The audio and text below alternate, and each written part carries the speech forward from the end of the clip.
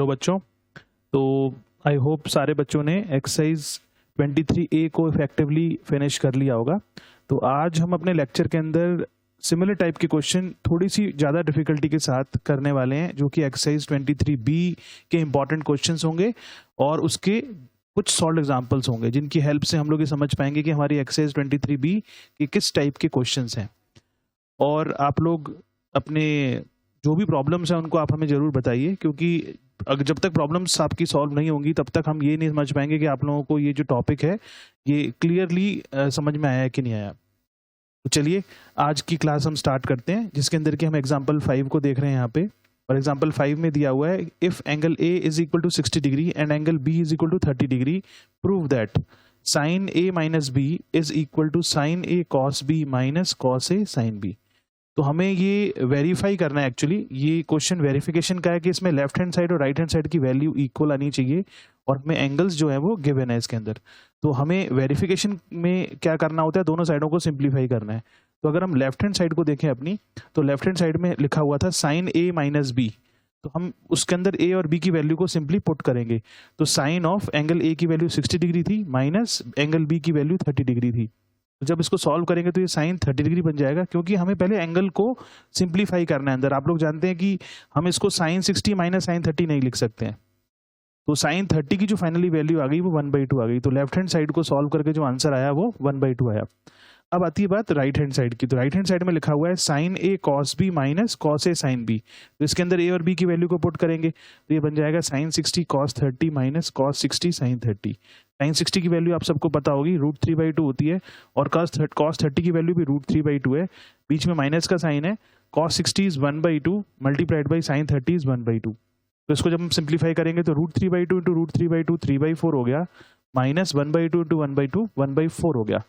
तो 3/4 माइनस 1/4 को अगर हम सिंप्लीफाई करेंगे तो 2/4 आएगा, जो कि फाइनली हमारा 1/2 बन जाएगा। तो यहाँ पर हम इजीली देख पा रहे हैं कि हमारी जो लेफ्ट हैंड साइड थी उसका आंसर 1/2 था, और राइट हैंड साइड RHS का आंसर भी सॉल्व करके 1/2 आ गया। इसीलिए ये क्वेश्चन हमारा वेरीफाई हो जाता है और हम यहाँ पर बोल सकते हैं LHS is equal to RHS। Similarly जो हमारा क्वेश्चन नंबर 6 है, इसके अंदर एंगल A 30 दिया हुआ है, तो हमें प्रूव करना है cos 3A is equal to 4 cos cube A minus 3 cos A। Actually ये जो वेरीफाई करवा रहे हैं यहाँ पर आपके सामने एक इक्वेशन लिखी हुई है जो टेक्नोमेट्रिकल रेशोज के टर्म्स में, ये 11th स्टैंडर्ड के अंदर एज अ फॉर्मूले यूज होंगे। जब आप 11th में मैथ्स को परस्यू करेंगे तो ये एज अ फॉर्मूले हमारे सामने आएंगे टेक्नोमेट्री के, जिनको कि यहाँ पर आपको एक अवेयरनेस कराकर वेरीफाई करवाया जा रहा है। ये फॉर्मूले हमारे सारे एंगल्स के लिए ट्रू होते हैं अगर हम LHS RHS में सेम एंगल पुट करते हैं। तो इस क्वेश्चन के लिए लेफ्ट हैंड साइड को देखिए, आप क्या था, cos 3A था, तो इसको लिखेंगे cos, ब्रैकेट में लिखेंगे 3 इंटू 30, और 3 इंटू 30 को पहले सॉल्व करेंगे तो हो जाएगा cos 90, और cos 90 की वैल्यू आप जानते हो 0 होती है। इसका मतलब LHS का आंसर सॉल्व करके 0 आ गया। अब राइट हैंड साइड को हम कंसीडर करेंगे तो राइट हैंड साइड में लिखा हुआ है 4 cos cube A minus 3 cos A, 4 cos cube A minus 3 cos A। तो इसके अंदर A की वैल्यू रखेंगे 30, तो A की वैल्यू 30 रखने से बन जाएगा 4 cos क्यूब 30 माइनस 3 cos 30। अब 4 तो ऐसे ही रहेगा, कांस्टेंट है। cos क्यूब 30 का मतलब क्या है, मतलब cos 30 की वैल्यू का क्यूब। cos 30 की वैल्यू √3/2 होती है, उसका क्यूब करना है हमें। माइनस 3 आगे कांस्टेंट है, उसके आगे cos 30 लिखा है, दैट इज √3/2। तो अगर हम √3/2 का क्यूब ओपन करेंगे तो ये वैल्यू आएगी 4 मल्टीप्लाइड बाई 3√3/8। भाई √3 का क्यूब हो गया 3√3 और 2 का क्यूब हो गया 8, माइनस है बीच में 3 टाइम्स ऑफ √3/2। तो अगर हम इसको सिंप्लीफाई करें तो यहाँ से 4 से 8 कैंसिल हो जाता है। आप यहाँ पर देख पा रहे होंगे कि जो 4 से 8 कैंसिल होगा तो 3√3/2 माइनस 3√3/2 हमें आंसर जो देगा वो देगा 0। तो यहाँ से हमें साफ दिखाई दे रहा है कि जो लेफ्ट हैंड साइड की वैल्यू है और जो राइट हैंड साइड की वैल्यू वो दोनों 0 हैं। इसीलिए LHS और RHS हमारी यहाँ पर इक्वल है। अब हम अपनी एक्सरसाइज 23B को सॉल्व करेंगे, जिसमें कि कुछ इंपॉर्टेंट क्वेश्चंस को हम लोग यहाँ पे डिस्कस करने वाले हैं, सो दैट कि आपके एग्जाम में आने वाले क्वेश्चंस की आप लोगों को अवेयरनेस हो जाए। चलिए अब हम अपनी एक्सरसाइज 23B में से कुछ इंपॉर्टेंट क्वेश्चंस को करते हैं, जिसके अंदर कि हम क्वेश्चन नंबर फर्स्ट के 4th पार्ट को कंसीडर कर रहे हैं, क्योंकि ऊपर के 3 पार्ट आप लोगों को एज एग्जाम्पल हमने यहाँ पे सॉल्व करवा दिया। तो क्वेश्चन नंबर 1 जो है इसके अंदर दिया हुआ है, given angle A 60 degree and angle B is 30 degree, हमें वेरीफाई करना है, जिसको कि यहाँ पे प्रूव दैट लिखा हुआ है, प्रूव दैट फोर्थ पार्ट में tan of a minus B will be equal to tan a माइनस tan b upon 1 plus tan a tan b। तो हम यहाँ पर दोनों साइडों को सिंप्लीफाई करके चेक करेंगे, जो गिवन एंगल्स हैं उस पर हमारे आंसर्स जो हैं वो इक्वल हैं कि नहीं। एक्चुअली इक्वल होनी चाहिए क्योंकि ये फॉर्मूलेज हैं। तो हम यहाँ पर लिखेंगे टेकिंग लेफ्ट हैंड साइड, तो लेफ्ट हैंड साइड में लिखा हुआ है tan of a minus b, that will become after substituting the values of angle a and b tan 60 minus 30, और tan 60 माइनस 30 tan 30 बन जाएगा, और tan 30 की वैल्यू आप सबको पता है 1/√3 होती है। तो लेफ्ट हैंड साइड का आंसर सिंप्लीफाई करके 1/√3 आ गया। अब हम लेंगे राइट हैंड साइड, तो राइट हैंड साइड में लिखा था tan a माइनस tan b upon 1 plus tan a tan b। तो इसमें a और b की वैल्यू पुट करेंगे एंगल्स की, तो हो जाएगा tan 60 degree minus tan 30 degree upon 1 plus tan 60 into tan 30। तो आप देख पा रहे हैं कि जो tan 60 की वैल्यू होती है वो √3 होती है, माइनस tan 30 की वैल्यू 1/√3 हो गई, divided by 1 plus tan 60 is √3 into tan 30 is 1/√3। तो अगर हम न्यूमरेटर को सॉल्व करें एलसीएम लेने के बाद, तो ये न्यूमरेटर बन जाएगा 2/√3 इंटू डिनोमिनेटर जो है वो हमारा सॉल्व करके आ रहा है 2। आप देख रहे होंगे √3 से √3 कैंसिल हो जाएगा, यहाँ पे √3 से √3 अगर कैंसिल होगा तो डिनोमिनेटर में 1 प्लस 1 बचेगा, और 1 प्लस 1 हो गया 2, तो इसको हमने 1/2 लिख दिया यहाँ पे। तो इसमें आप देख पा रहे होंगे कि ये 2 से 2 जो है वो कैंसिल हो जाएगा, तो फाइनली जो हमारे पास रिजल्ट आएगा दैट इज 1/√3। तो हमें यहाँ से पता लगा कि जो LHS और RHS दोनों हैं उनकी वैल्यू 1/√3 आ रही है, इस कारण से जो लेफ्ट हैंड साइड है that is equal to right hand side, और ये क्वेश्चन हमारा वेरीफाई हो जाता है। चलिए अब हम अपने क्वेश्चन नंबर 2 की तरफ प्रोसीड करते हैं। तो क्वेश्चन नंबर 2 के अंदर हम लोग फर्स्ट पार्ट को ही कंसीडर कर रहे हैं। इसमें लिखा हुआ है if angle A is 30 degree then prove that sin 2a is equal to 2 sin a cos a is equal to 2 tan a upon 1 plus tan square a। मतलब यहाँ पर हमारे पास जो प्रूव करने वाला पार्ट है वो तीन वैल्यूज आपस में इक्वल प्रूव करनी है हमें गिवन एंगल A पर, दैट इज 30 डिग्री। तो हम यहाँ पर LHS RHS लेके नहीं कर सकते, तो हमने लिखा टेकिंग sin 2a। सबसे पहले sin 2a आ रहा है तो sin 2a को लेंगे, इसके अंदर एंगल A की वैल्यू को पुट करेंगे तो हो जाएगा sin 2 इंटू 30 डिग्री, क्योंकि एंगल A 30 दिया हुआ है, और 2 इंटू 30 बन गया sin 60, जिसकी की वैल्यू √3/2 होती है। इसको हमने डाल दिया फर्स्ट इक्वेशन, मतलब sin 2a की वैल्यू फॉर एंगल A जो सॉल्व करके आ रही है वो √3/2 आ रही है। अब हम लिखेंगे now taking the middle term that is 2 sin a cos a। 2 sin a cos a को सॉल्व करेंगे जब एंगल A की वैल्यू 30 डिग्री है, ये बन जाएगा 2 sin 30 into cos 30। 2 into sine 30 की वैल्यू 1/2 होती है और cos 30 की वैल्यू √3/2 होती है। तो आप यहाँ पे देख पा रहे हैं कि 2 से 2 कैंसिल होने के बाद हमें जो रिजल्ट मिलेगा फाइनल वो √3/2 होगा।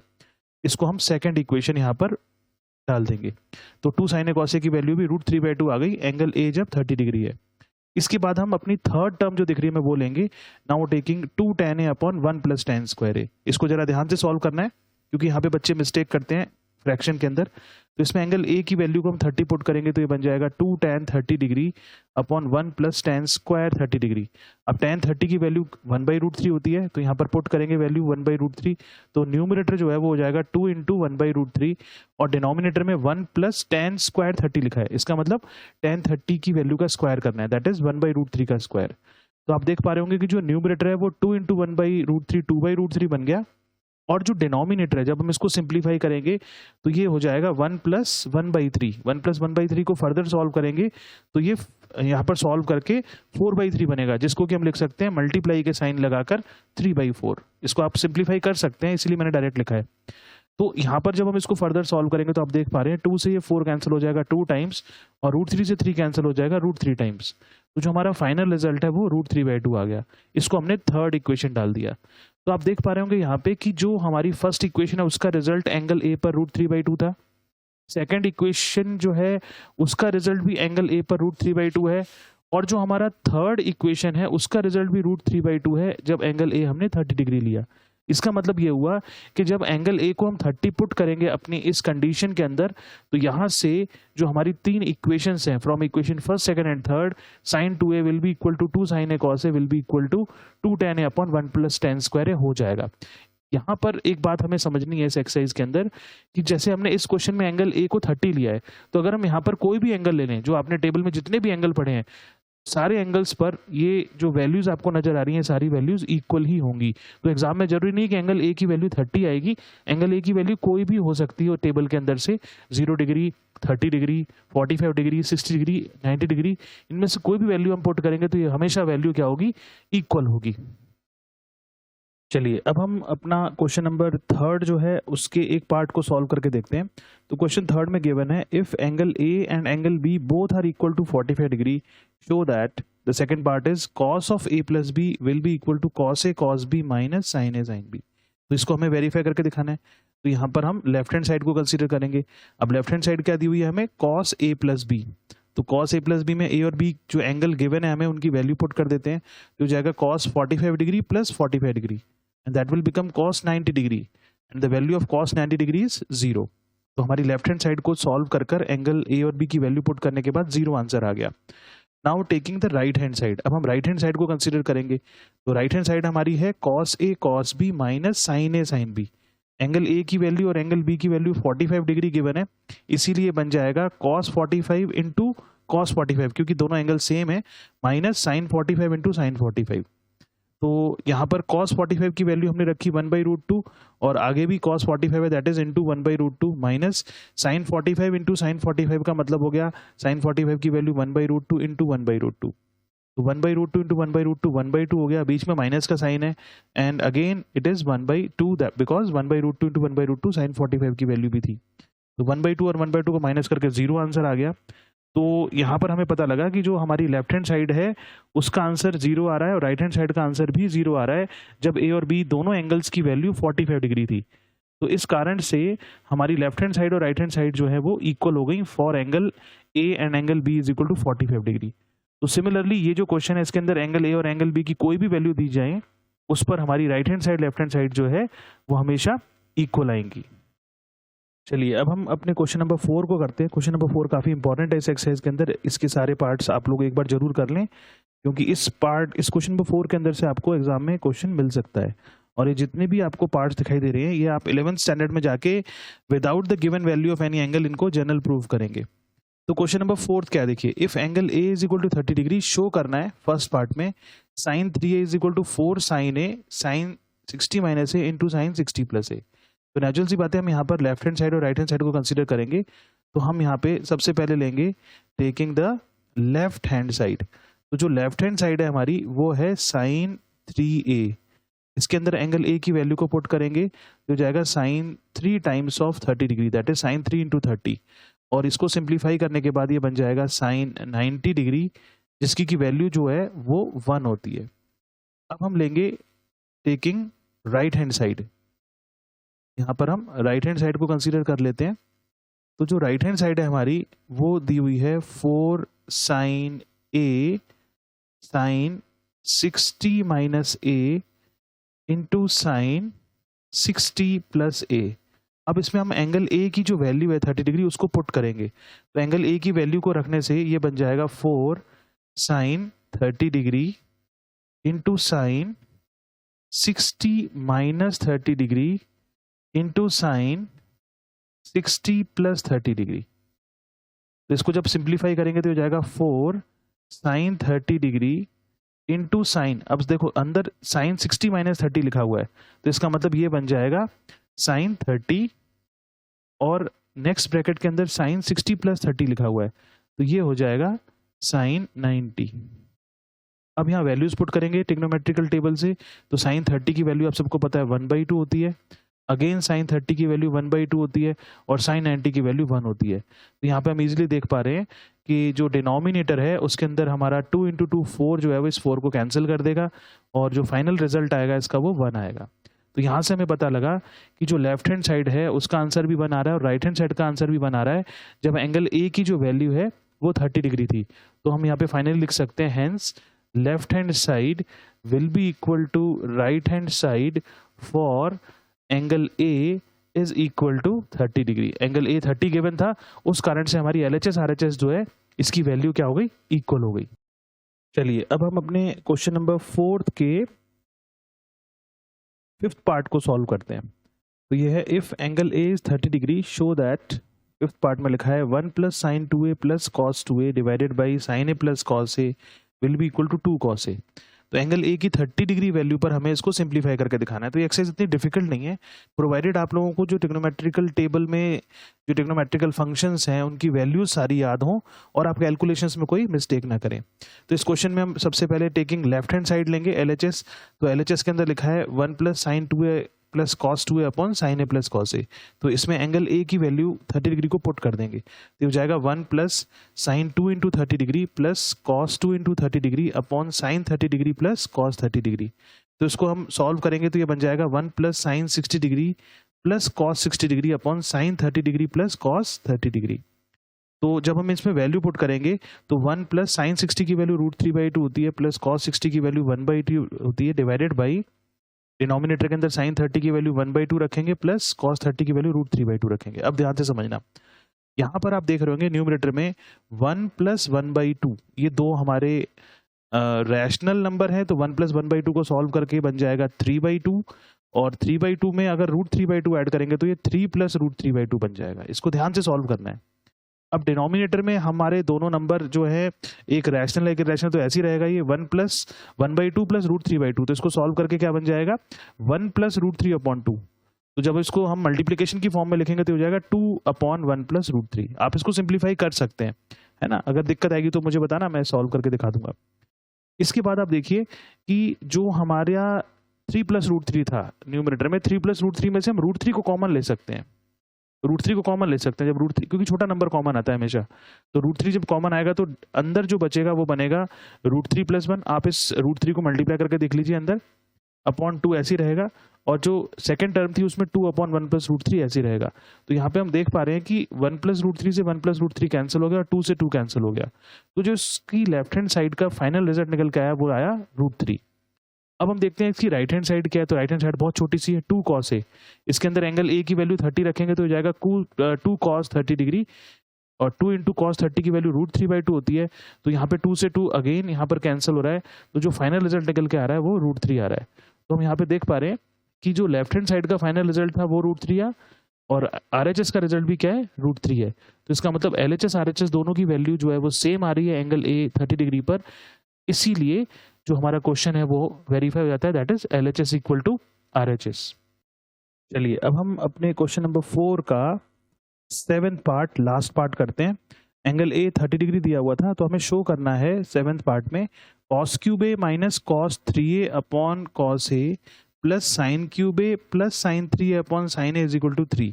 तो ये जो क्वेश्चन है इसमें एक अच्छी बात ये है कि राइट हैंड साइड एक कांस्टेंट वैल्यू है 3। इसका मतलब एंगल ए कोई भी अगर हम कंसीडर करें तो इसका आंसर हमेशा 3 आएगा। अब हम इसकी लेफ्ट हैंड साइड को ही कंसीडर करेंगे, नेचुरल सी बात है, क्योंकि RHS का आंसर तो 3 आना है। तो LHS को हमने लिखा cos³ minus cos A upon cos³ minus cos 3 upon cos A plus sin³ plus sin 3 upon sin A। अब इसमें एंगल ए की वैल्यू 30 डिग्री सब्सटीट्यूट करेंगे, तो हमने लिखा for angle A is equal to 30 degree. cos³ A का मतलब हो गया cos³ 30 degree minus cos 3A मतलब cos 3 into 30 that is cos 90 degree divided by cos 30 degree. Angle A की वैल्यू 30 रख दी, प्लस सिमिलरली हम यहाँ पे पुट करेंगे ए की वैल्यू 30 डिग्री, तो ये बन जाएगा sin³ 30 degree plus sin 3 into 30 sin 90 degree upon sin 30 degree. अब हमारी जो सबसे इंपॉर्टेंट स्टेप आता है सिंप्लीफिकेशन का, इसमें cos³ 30 लिखा हुआ है, इसका मतलब cos 30 की वैल्यू का क्यूब करना है। तो cos 30 की वैल्यू √3/2 होती है, इसका क्यूब करना है, माइनस cos 90 की वैल्यू 0 होती है डिवाइडेड बाई cos 30 की वैल्यू अगेन √3/2, प्लस sin³ 30 का मतलब है sin 30 की वैल्यू का क्यूब करना है। तो sin 30 की वैल्यू है 1/2, तो 1/2 का क्यूब करेंगे, प्लस sin 90 की वैल्यू यहाँ पर 1 होती है, और डिनोमिनेटर में sin 30 की वैल्यू अगेन 1/2। अब देखो जो पहली टर्म है उसमें न्यूमरेटर है √3/2 का होल क्यूब, तो √3/2 का होल क्यूब करेंगे तो ये हो जाएगा 3√3/8।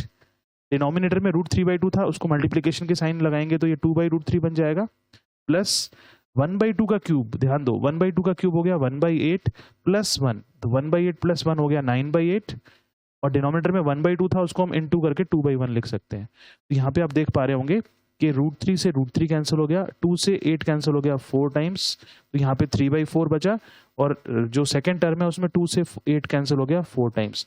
तो आप देख पा रहे होंगे कि जो फर्स्ट टर्म है वो 3/4 बची और सेकंड टर्म 9/4 बची। तो 3/4 प्लस 9/4 12/4 बन गया, और 12/4 को अगर हम ध्यान से देखें तो ये 4 से 12 कैंसिल होता है, दैट इज 3 टाइम्स, तो इसका जो रिजल्ट आ रहा है वो 3 आ रहा है और हमारी राइट हैंड साइड भी 3 के बराबर थी, इसीलिए हम इसके आगे लिखेंगे that is equal to right hand side. और इस तरीके से हमारा जो ये क्वेश्चन है ये प्रूव हो जाता है। तो that's all for this lecture dear students. Please subscribe, like and share these videos with your friends so that they can also be benefited, or stay healthy and be happy. Thank you.